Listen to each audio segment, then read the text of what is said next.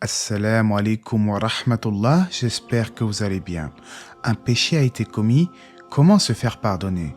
Tout d'abord, quoi qu'il arrive, il faut savoir qu'Allah est le pardonneur, le miséricordieux. Mais il y a plusieurs conditions à mettre en œuvre pour susciter la miséricorde divine. Et c'est le sujet de cette vidéo.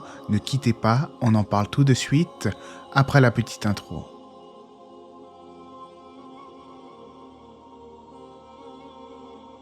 Allah dit dans le Coran, traduction rapprochée, « Ô mes serviteurs qui avez commis des excès à votre propre détriment, ne désespérez pas de la miséricorde d'Allah, car il pardonne tous les péchés. Certes, c'est lui le pardonneur, le miséricordieux. » Allah n'a créé les hommes que pour qu'ils l'adorent. Cependant, nous sommes humains. Il nous arrive d'être faibles et d'oublier, tout comme il nous arrive d'être imbus de nous-mêmes et de devenir arrogants. L'arrogance nous incite souvent à commettre des péchés et notre tendance à oublier nous amène à commettre des erreurs qui peuvent se transformer en péchés. D'où l'importance de se faire des rappels, car le rappel profite aux croyants. Allah nous connaît bien, c'est lui qui nous a créés, il nous offre de nombreuses occasions de nous tourner vers lui et d'implorer son pardon. Il faut savoir qu'Allah aime le fait que nous éprouvions des regrets et que nous nous tournions vers lui repentant lorsqu'un péché est réalisé.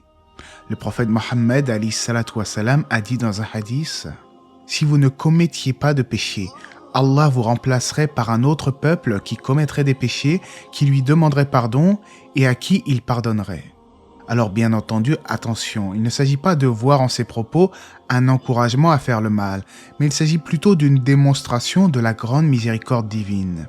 En effet, à contrario d'autres créatures, l'être humain est doté du libre arbitre. Or, de par sa propre faiblesse, il peut arriver qu'un serviteur d'Allah choisisse le mal plutôt que le bien et tombe dans une désobéissance. En islam, pour demander pardon à Allah, il ne s'agit pas de passer par des intermédiaires ou de voir avec des imams, mais plutôt on demande directement le pardon à Allah par la prière et les invocations. Si nous n'avions pas la possibilité de nous repentir, nous serions bien malheureux, remplis de désespoir et de dégoût envers notre propre personne. Tous les péchés peuvent être pardonnés et la porte du pardon demeure grande ouverte jusqu'à quelque temps avant le jour du jugement. Il est dit dans le sens du verset « Revenez repentant vers votre Seigneur et soumettez-vous à lui en vrai musulman avant que ne vous vienne le châtiment, car vous ne recevrez alors aucun secours. » Quand le Créateur voit qu'un croyant se tourne vers lui, plein de remords, et cela avec crainte et espoir, sincèrement repentant, non seulement il est enclin à lui pardonner ses péchés, mais il peut même les remplacer en bonne œuvre. C'est là toute la miséricorde d'Allah. Comme il y dit, sauf ceux qui se repentent, croient et font de bonnes œuvres. Cela, Dieu changera leurs mauvaises actions en bonnes actions, car il est pardonneur et miséricordieux. Parmi les causes qui aident également à se purifier de tel ou tel péché, il y a la patience lors des difficultés, lorsque nous subissons patiemment les épreuves avec lesquelles il nous teste.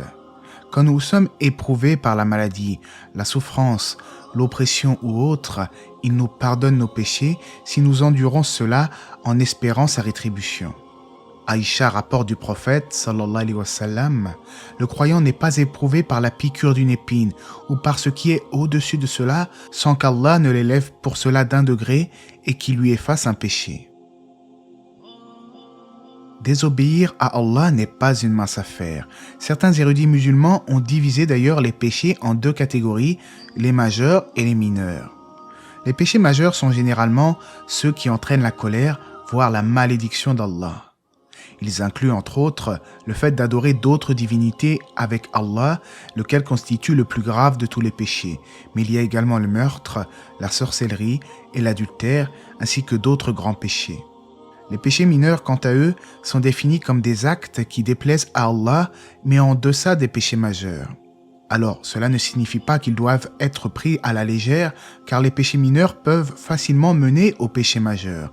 Quel que soit le péché, il ne faut jamais prendre cela à la légère, et Allah dit dans le Coran, « Et vous preniez tout cela à la légère, tandis qu'aux yeux d'Allah, la chose était très grave. » Aussi, le prophète Mohammed sallallahu alayhi wa sallam nous a dit « La vertu se trouve dans le bon caractère et la moralité, et l'acte répréhensible est celui qui fait vaciller l'âme et que vous ne voudriez pas que les gens découvrent. »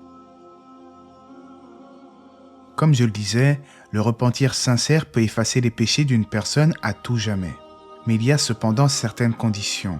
Cette demande de pardon doit être accompagnée d'un regret sincère et profond, accompagnée d'invocation d'Allah pour lui demander pardon, ainsi que d'une résolution ferme de ne pas réitérer le péché.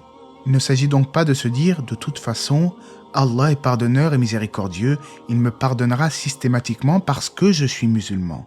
Ce n'est pas du tout comme ça que les compagnons du prophète réfléchissaient. Ils craignaient l'enfer alors que certains d'entre eux avaient reçu la bonne nouvelle du paradis. Que dire de nous? Pour les musulmans du temps du prophète, les péchés étaient vus tels des montagnes sur le point de s'écrouler sur eux, alors ne minimisons jamais les péchés, car comme le disait Ibn Mas'ud, celui qui a semé le mal est sur le point de récolter avec regret, tout semeur n'aura que ce qu'il aura semé.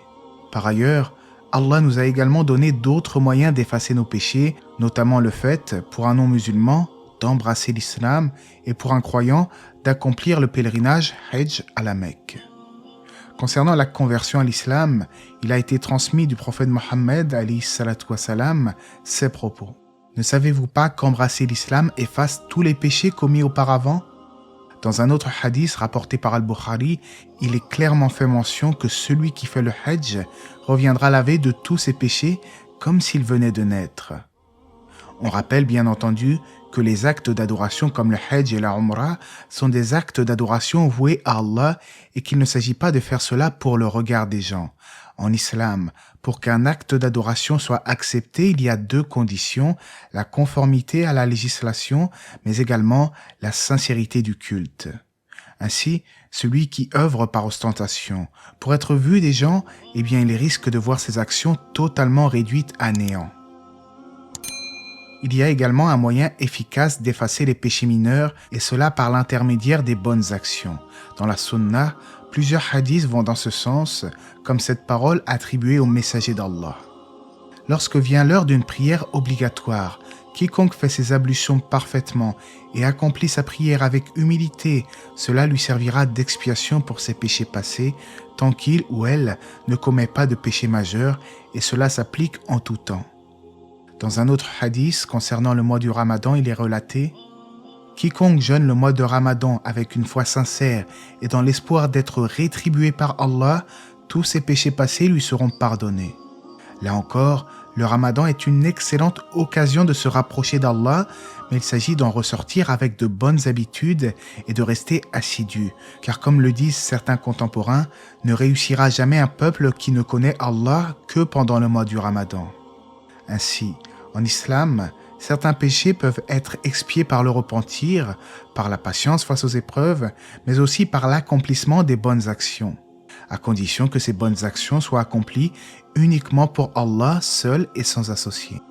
Allah dit dans le Coran, dans le sens du verset, « Les bonnes œuvres annulent les mauvaises ». C'est un rappel pour ceux qui se souviennent.